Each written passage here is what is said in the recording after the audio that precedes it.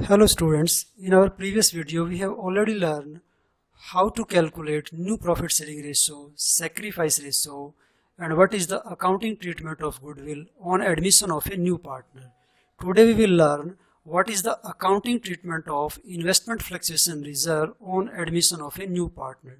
So first of all we must be aware about what is investment fluctuation reserve and why it is created. Students, investment made by a concern are subject to market fluctuations. Therefore, market value of investments can anytime decrease suddenly in the market. So, investment fluctuation reserve is maintained to overcome any sudden loss incurred due to a sudden fall in the realizable value of investment. It acts as a cushion against losses and save the firms from impact of a sudden loss. तो students, investment fluctuation reserve क्यों बनाया जाता है? अगर investments की market value suddenly down अगर आ गई तो उस समय जो लॉस होगा उस लॉस को रिटर्न ऑफ करने के लिए हम इन्वेस्टमेंट फ्लक्चुएशन रिजर्व बनाकर रखते हैं। अगर हम इन्वेस्टमेंट फ्लक्चुएशन रिजर्व नहीं बनाएंगे तो जिस ईयर में इन्वेस्टमेंट्स की मार्केट वैल्यू डाउन आएगी तो उस ईयर में इन्वेस्टमेंट्स को राइट ऑफ करने के लिए हमें प्रॉफिट एंड लॉस अकाउंट का इस्तेमाल करना पड़ेगा, जिससे कि उस ईयर के प्रॉफिट्स काफ़ी कम हो जाएंगे। तो उस साल का प्रॉफिट काफ़ी कम नजर आएगा, जो कि मार्केट में सही मैसेज नहीं जाएगा। तो इसलिए इन्वेस्टमेंट फ्लक्चुएशन रिजर्व्स पहले से बनाकर रखा जाता है ताकि इन्वेस्टमेंट्स की मार्केट वैल्यू डाउन आने पर उस एक पर्टिकुलर ईयर के प्रॉफिट पर कोई ज़्यादा नेगेटिव इम्पैक्ट ना पड़े। तो इन्वेस्टमेंट फ्लक्चुएशन रिजर्व का इस्तेमाल तभी किया जाएगा इन्वेस्टमेंट्स को राइट ऑफ करने के लिए जब इन्वेस्टमेंट की मार्केट वैल्यू डाउन आएगी। अगर इन्वेस्टमेंट की मार्केट वैल्यू डाउन नहीं आती है तो हमें इन्वेस्टमेंट फ्लक्चुएशन रिजर्व का इस्तेमाल नहीं करना है। फिर ये हमारे पास पूरा का पूरा बच जाएगा, जिसको कि हम पार्टनर्स में उनके ओल्ड प्रॉफिट शेयरिंग रेशो में डिस्ट्रीब्यूट कर देंगे। तो ये रिजर्व ओल्ड पार्टनर्स में डिस्ट्रीब्यूट होगा और ओल्ड प्रॉफिट शेयरिंग रेशो में ही डिस्ट्रीब्यूट होगा। ये काम हमें न्यू पार्टनर के एडमिशन से जस्ट पहले कर लेना चाहिए। तो आइए देखते हैं कि इससे रिलेटेड जब न्यूमेरिकल प्रॉब्लम आएगी तो हमें किस प्रकार उसे सॉल्व करना होगा। तो हमने एक ऐसा न्यूमेरिकल लिया जिसमें लगभग सभी केसेस को इंक्लूड किया गया है ताकि इन्वेस्टमेंट फ्लक्चुएशन रिजर्व्स को लेकर आपकी किसी प्रकार की कोई और प्रॉब्लम ना रहे। तो आइए इसे एक न्यूमेरिकल प्रॉब्लम से समझ लेते हैं। ये है क्वेश्चन नंबर 54 जो हमने डी.के. गोयल की बुक से लिया है। A and B sharing profits and losses in the ratio of 3:2 decide to admit C for 1/3 share. On this date their balance sheet disclose the following items: investment fluctuation reserve 40,000 और investment at cost है 3 लाख। तो इनके पास इस समय investment fluctuation reserve रखा है 40,000 और investment की एक्चुअल कॉस्ट है 3 लाख। तो ये नीचे 4 केसेस दिए हुए, इन 4 केसेस में हमें क्वेश्चन करना है। तो देखते हैं 1 बाई 1 इनको कैसे करेंगे। फर्स्ट केस में इसने कहा है if the market value of investment is ₹2,90,000, investment की मार्केट वैल्यू 3 लाख से कम होकर 2,90,000 हो गई। तो यहाँ इन्वेस्टमेंट की वैल्यू क्योंकि 10,000 से कम हो गई है तो इन्वेस्टमेंट फ्लक्चुएशन रिजर्व को सबसे पहले इन्वेस्टमेंट को राइट ऑफ करने के लिए इस्तेमाल किया जाएगा। तो यहाँ 10,000 से इन्वेस्टमेंट की वैल्यू कम हुई है तो 10,000 से आप इन्वेस्टमेंट को राइट ऑफ करेंगे तो 10,000 का इन्वेस्टमेंट फ्लक्चुएशन रिजर्व तो आपका इन्वेस्टमेंट्स को राइट ऑफ करने में यूज हो जाएगा और बाकी का 30,000 हम पार्टनर्स में डिस्ट्रीब्यूट कर देंगे उनके ओल्ड प्रॉफिट शेयरिंग रेशो 3:2 में। तो देखिए इसकी जर्नल एंट्री हम कैसे बनाएंगे। केस नंबर फर्स्ट, तो हमें इन्वेस्टमेंट फ्लक्चुएशन रिजर्व को डेबिट करना है। फुल अमाउंट से हम डेबिट करेंगे इन्वेस्टमेंट फ्लक्चुएशन रिजर्व को, चाहे इन्वेस्टमेंट की वैल्यू कितने भी रुपए कम क्यों ना हुई हो। तो investment fluctuation reserve account debit ₹40,000। अब जितने रुपए की इन्वेस्टमेंट की वैल्यू डिक्रीज हुई है उतने रुपए की इन्वेस्टमेंट आपको राइट ऑफ करने हैं। तो इन्वेस्टमेंट्स को राइट ऑफ करने के लिए आप क्रेडिट करेंगे। इन्वेस्टमेंट हमारी एसेट है, एसेट को कम करने के लिए हम क्रेडिट कर देंगे। तो इन्वेस्टमेंट अकाउंट हम क्रेडिट करेंगे 10,000 से, क्योंकि इन्वेस्टमेंट की वैल्यू 3 लाख से कम होकर 2,90,000 हो गई है। तो 10,000 का इन्वेस्टमेंट फ्लक्चुएशन रिजर्व तो हमारा यूज हो गया है इन्वेस्टमेंट को राइट ऑफ करने में और बाकी का हम पार्टनर्स ए और बी में डिस्ट्रीब्यूट करेंगे 3:2 में। तो तो इनकी कैपिटल इंक्रीज होगी, तो ए की कैपिटल को इंक्रीज करने के लिए आप कैपिटल करेंगे तो to A is capital account. इसी प्रकार बी की कैपिटल को इंक्रीज करने के लिए आप बी की कैपिटल को क्रेडिट करेंगे तो to B is capital account. और अब 30,000 का अमाउंट इनके रेशो 3:2 में डिस्ट्रीब्यूट करेंगे, तो 30,000 इंटू 3/5 तो ये अमाउंट आएगा 18,000। और इसी प्रकार 30,000 इंटू 2/5 तो ये अमाउंट आएगा 12,000। तो इस तरह से हमने इन्वेस्टमेंट फ्लक्चुएशन रिजर्व को पूरी तरह से ख़त्म कर दिया है। कुछ इन्वेस्टमेंट्स को राइट ऑफ करने के लिए यूज़ कर लिया और बाकी का हमने पार्टनर्स में उनके ओल्ड प्रॉफिट शेयरिंग रेशो में डिस्ट्रीब्यूट कर दिया है। अब आप नरेशन लिख सकते हैं कि excess investment fluctuation reserve credited to partners capital account in their old ratio. तो इसको ओल्ड रेशो में हम डिस्ट्रीब्यूट कर देंगे।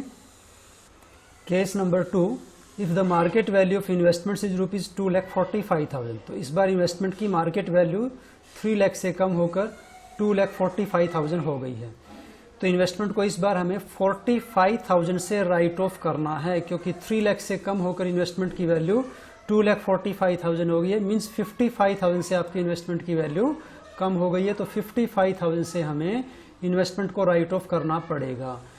तो जबकि हमारे पास इन्वेस्टमेंट फ्लक्चुएशन रिजर्व में बैलेंस है 40,000 का, तो 15,000 का हमारे पास जो इन्वेस्टमेंट फ्लक्चुएशन रिजर्व वो शॉर्ट पड़ता है, तो जिसे हमें रिवैल्यूएशन अकाउंट से राइट ऑफ करना पड़ेगा। तो जितना हमारे पास इन्वेस्टमेंट फ्लक्चुएशन रिजर्व है उतने इन्वेस्टमेंट तो हम राइट ऑफ करेंगे इन्वेस्टमेंट फ्लक्चुएशन रिजर्व से, और बाकी के हम इन्वेस्टमेंट्स राइट ऑफ करेंगे रिवैल्यूएशन अकाउंट से। तो आइए देखते हैं इसकी एंट्री कैसे बनाएंगे हम। तो सबसे पहले हम लिखेंगे case number 2, investment fluctuation reserve. जैसा मैंने बताया था फर्स्ट केस में आपको फुल अमाउंट से डेबिट करना ही करना है, चाहे इन्वेस्टमेंट की मार्केट वैल्यू कितने भी रुपए से क्यों ना डिक्रीज हो। तो हमने फुल अमाउंट से इसको डेबिट कर दिया 40,000। तो इस तरह से इन्वेस्टमेंट फ्लक्चुएशन रिजर्व तो 40,000 से डेबिट हो गया है, लेकिन हमें इन्वेस्टमेंट्स को राइट ऑफ करना है 55,000 से। तो 15,000 की जो शॉर्टेज रह गई है वो हम रिवैल्यूएशन अकाउंट से राइट ऑफ करेंगे। तो आप 15,000 का रिवैल्यूएशन अकाउंट और डेबिट कर लीजिए। तो 15,000 का हमने रिवैल्यूएशन अकाउंट डेबिट कर लिया है। अब आप इन्वेस्टमेंट को राइट ऑफ करने के लिए क्रेडिट करेंगे। इन्वेस्टमेंट हमारी एसेट है, तो इन्वेस्टमेंट को क्रेडिट कर दीजिए राइट ऑफ करने के लिए, क्योंकि इन्वेस्टमेंट को कम करने के लिए क्रेडिट करना होता है। तो पूरे 55,000 से हम इन्वेस्टमेंट को क्रेडिट कर देंगे। और उसके बाद फिर हम अपना नरेशन लिखेंगे। Fall in the book value of investments credited to investment account and excess fall charge to revaluation account.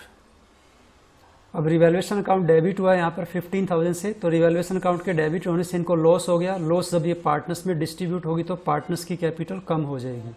तो पार्टनर्स की कैपिटल को कम करने के लिए डेबिट कर दीजिए। तो A is capital account debit और B is capital account debit. A और बी दोनों में डिस्ट्रीब्यूट होगी रिवैल्यूएशन अकाउंट की लॉस। न्यू पार्टनर का इसमें कोई रोल नहीं है, तो ये पुराने पार्टनर्स की लॉस है, पुराने रेशो में डिस्ट्रीब्यूट करनी है।